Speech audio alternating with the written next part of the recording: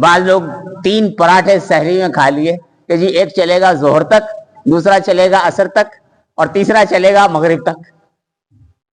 ہے جی ایسا کوئی پروگرام؟ میدے نے سارے کھانے کو اکٹھے ہی ہضم کرنا ہے. ہاں جی اسی طرح اتنا پانی پی لیا، پیٹ کو تربیلا ڈیم بنا لیا.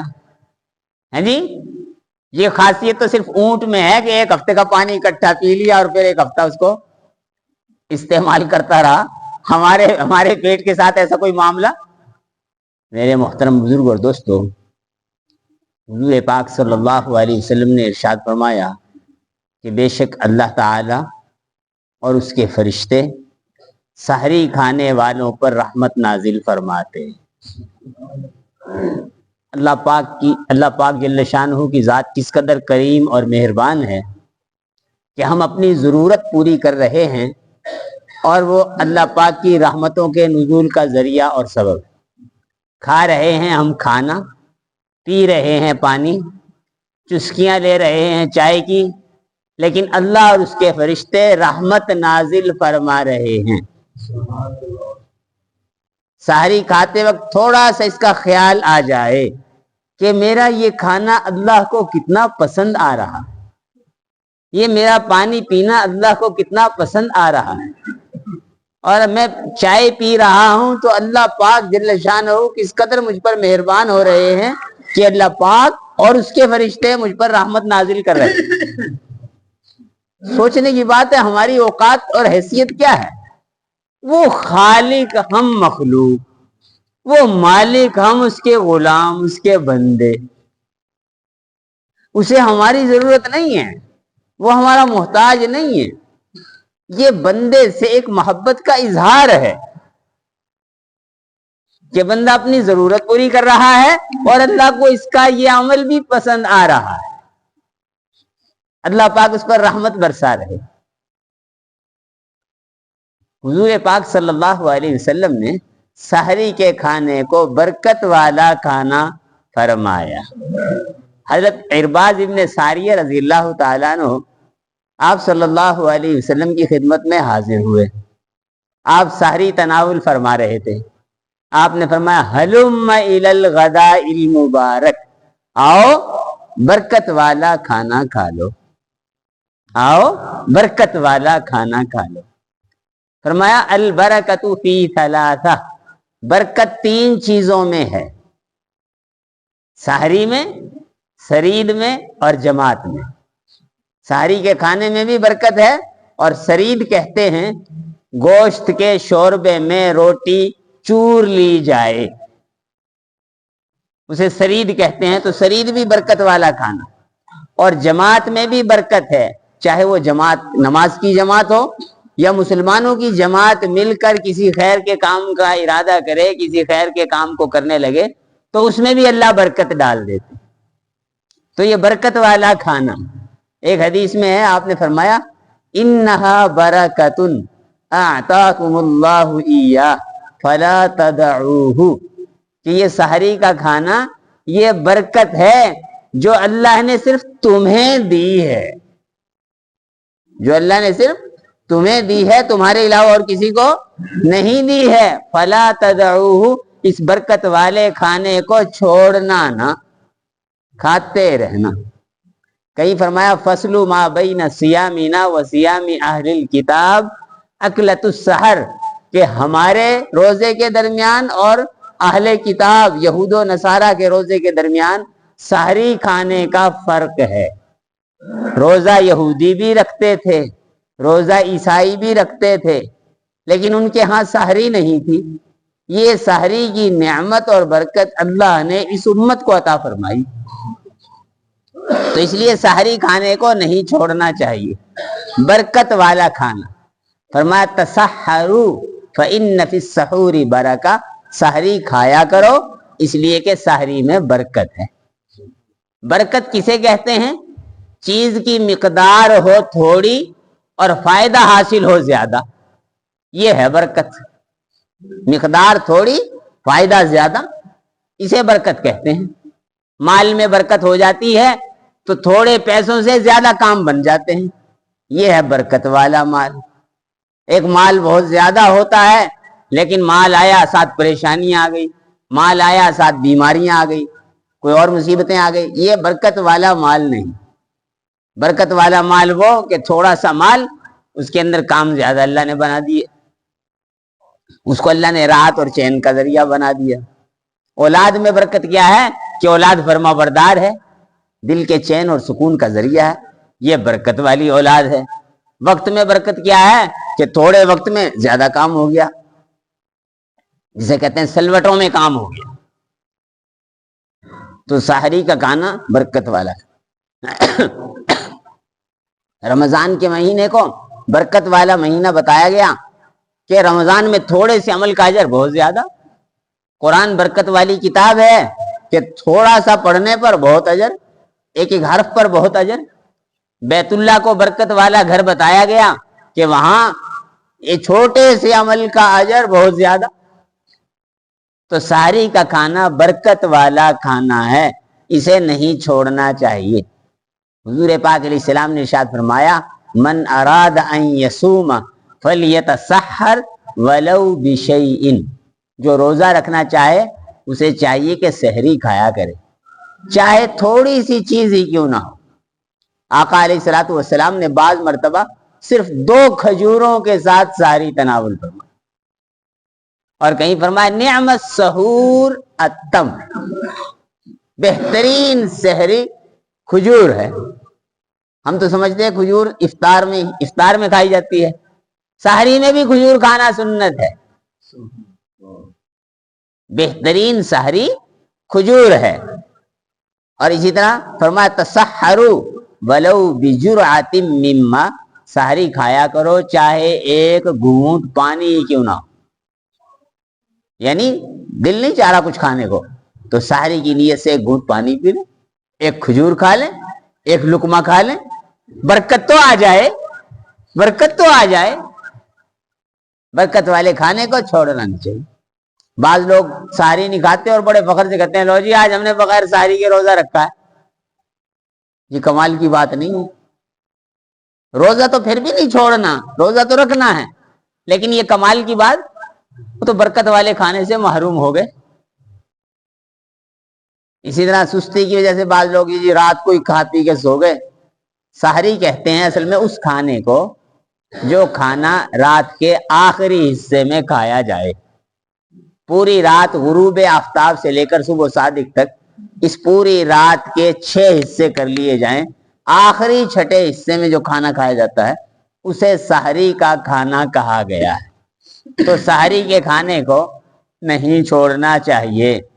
حضور پاک علیہ السلام نے ایک جگہ ارشاد فرمایا، استعینوا بطعام السحر علی صیام النہار، کہ دن کے روزے پر قوت حاصل کرو سحری کے کھانے کے ذریعے سے۔ وبالقیلولۃ علی قیام اللیل، اور دن کو آرام کر کے صبح تہجد میں اٹھنے کے لیے قوت حاصل کرو۔ دن میں اگر تھوڑا سا آرام کر لیں گے تہجد میں اٹھنا آسان، صبح سحری کھا لیں گے دن بھر روزہ رکھنا آسان۔ بھوکے جو عام طور پر رہتے ہیں اس سے مزاج میں چڑچڑاپن آ جاتا ہے، سختی آ جاتی ہے، پھر آدمی ہر ایک سے الجھتا پھرتا ہے، دماغ میں خشکی ہونے کا بھی خطرہ ہوتا ہے۔ تو یہ طبی اعتبار سے بھی سحری کا چھوڑنا بڑا نقصان دہ ہے۔ برکت والا کھانا ہے، اس کا اہتمام کرنا چاہیے۔ اچھا، اس میں کچھ بے اعتدالیاں ہو جاتی ہیں، ان کا بھی ہم خیال رکھیں۔ ایک کیا ہے کہ سارا وقت سحری میں نہ لگائیں۔ سحری کا وقت ہے، اس میں ہم نفل بھی پڑھیں، استغفار بھی کریں، دعا بھی مانگیں، تھوڑی تلاوت بھی کر لیں، کچھ وقت میں سحری بھی کھا لیں، تھوڑا سا اپنے وقت کو مرکب کر لیں۔ دوسری بات کہ سحری میں 14 گھنٹے کا روزہ ہے تو خوب سحری ڈٹ کے کھا رہے، خوردن برائے زیستن، نہ کہ زیستن برائے خوردن۔ کھانا جینے کے لیے ہے، نہ کہ جینا کھانے کے لیے، کہ ہماری زندگی کا مقصد صرف چٹ کرنا نہیں ہے۔ بعض لوگ 3 پراٹھے سحری میں کھا لیے کہ جی ایک چلے گا ظہر تک، دوسرا چلے گا عصر تک، اور تیسرا چلے گا مغرب تک۔ ہے جی ایسا کوئی پروگرام میدے نے سارے کھانے کو اکٹھے ہی ہضم کرنا ہے جی. اسی طرح اتنا پانی پی لیا پیٹ کو تربیلا ڈیم بنا لیا ہے جی. یہ خاصیت تو صرف اونٹ میں ہے کہ ایک ہفتے کا پانی اکٹھا پی لیا اور پھر ایک ہفتہ اس کو استعمال کرتا رہا. ہمارے پیٹ کے ساتھ ایسا کوئی معاملہ. اتنی زیادہ سحری نہیں کھانی کہ دن بھر کھٹی ڈھکاریں آتی رہیں. سحری بقدر ضرورت کھانی. تھوڑی بہت بھوک لگے تاکہ بھوکوں کا احساس ہو. جتنے بھی اولیاء کرام ہیں وہ بھوکا رہنے کی وجہ سے ولی بنے ہیں. تو کچھ نہ کچھ طبیعت پر احساس ہو بھوک کا. تو اتنی سحری نہ کھائیں کہ بھوک کا احساس ہی ختم ہو جائے, روزے کا مقصد ہی فوت ہو جائے. دل نورانی ہوتا ہے پیٹ کے خالی رہنے سے.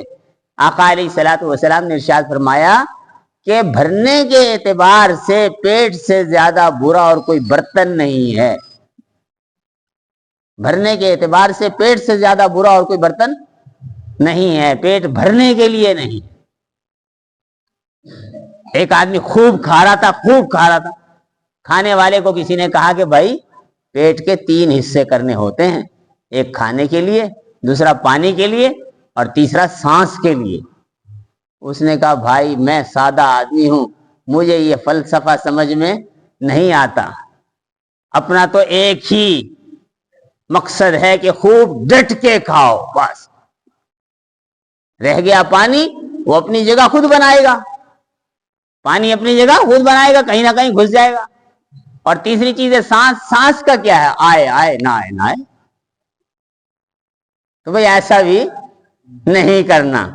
اسی طرح اگر آنکھ نہیں کھلی, سحری نہیں کھا سکے, تو پھر بھی روزہ رکھنا ہے. روزہ فرض, پھر بغیر سحری کھائے ہی روزہ رکھ لے. آدھے دن سے پہلے روزے کی نیت کر لی تو روزہ صحیح ہو گیا. آنکھ کھلی, غسل کی حاجت تھی, اب سحری غسل کرے تو سحری جائے اور سحری کرے تو غسل جائے. تو اب کیا کرنا ہے کہ ہاتھ دھو کر کلی کر کے سحری کھا لیں. سحری کھانے کے بعد پھر غسل کر لیں. لیکن اتنی تاخیر نہ ہو غسل میں کہ فجر کی نماز فوت ہونے کا خطرہ ہو جائے. اسی طرح بعض لوگ سمجھتے ہیں کہ جی ابھی اذان نہیں ہوئی تو کھا رہے ہیں. جی اذان کا سحری کے ختم ہونے سے کوئی تعلق نہیں. سحری ختم ہونا جیسے ہی صبح صادق ہوئی سحری کا وقت ختم ہو گیا. اذان ہوئی یا نہیں ہوئی, اذان کا انتظار نہ کریں. اپنی گھڑیوں کو درست رکھیں. ٹائم ٹیبل والے نقشے موجود ہیں اور مساجد میں اعلانات ہو رہے ہیں. تو اپنے کھانے کو سحری کا وقت ختم ہونے سے 1-2 منٹ پہلے ہی بند کر دیں. احتیاط کریں. احتیاط. بعض لوگ ادھر سے اعلانات ہو رہے ہیں اور یہ فلاں مسجد میں ابھی نہیں ہوا, فلاں میں ہوا ہے, ہم تو اس کے حساب سے بند کریں گے. میرے محترم بزرگ اور دوستو, 13-14 گھنٹے کا روزہ ہے اور ہم ایک لقمے کی وجہ سے, یا ایک گھونٹ پانی کی وجہ سے, یا چائے کی ایک چسکی کی وجہ سے 14 گھنٹے کا روزہ ہم نے داؤ پر لگا دیا. اگر وقت ختم ہو گیا تو بھائی بتاؤ کتنا بڑا نقصان ہو گیا ایک لقمے کی وجہ سے. ایک گھونٹ پانی کی وجہ سے کتنا بڑا نقصان ہو گیا. ہمارا روزہ قیمتی ہے تو احتیاطاً ہم 1-8 منٹ اور جلدی بند کر لیں کہ رمضان کا ایک روزہ غفلت کی وجہ سے ضائع ہو گیا, ساری زندگی بھی روزے رکھے, اس کا بدل نہیں ہے. تو ہمارا روزہ قیمتی ہے. اپنے جو آدمی کسی چیز کو قیمتی سمجھتا ہے اس کی حفاظت کرتا ہے. تو ضروری نہیں کہ بالکل آخری سیکنڈ تک کھانا ہے, نہیں, احتیاطاً اس سے پہلے ہی بند کر لیں. دل مطمئن ہو کہ الحمدللہ ہم نے سحری کا کھانا اپنے وقت پر ختم کر دیا. تو احتیاط بھی ضروری ہے. اذان کا انتظار بالکل نہیں کرنا چاہیے. اور اسی طرح بعض لوگ یہ سمجھتے ہیں, سوشل میڈیا پر بھی کلپ چل رہے ہیں کہ جی اذان کے دوران بھی کھا سکتے ہیں. میرے محترم بزرگوں دوستو ایسی کوئی بات نہیں. جو حدیث حوالے کے لیے پیش کرتے ہیں وہ سمجھنے کی غلطی ہے. ایک تو اس کے حدیث پیش کرتے ہیں کہ حضور پاک علیہ السلام نے ارشاد فرمایا کہ تمہیں بلال کی اذان دھوکے میں نہ ڈالے کہ بلال رضی اللہ عنہ جب تک اذان دے رہے ہیں تم کھا سکتے ہو. یہ جب تم میں سے کوئی اذان سنے اور اس کے ہاتھ میں پیالہ ہو تو اسے چاہیے اپنی ضرورت پوری کر لے. یہ حدیث پیش کرتے ہیں. ایک تو سمجھنے کی بات یہ ہے کہ اس حدیث میں کوئی وضاحت نہیں ہے کہ یہ سحری کے کھانے سے متعلق ہے.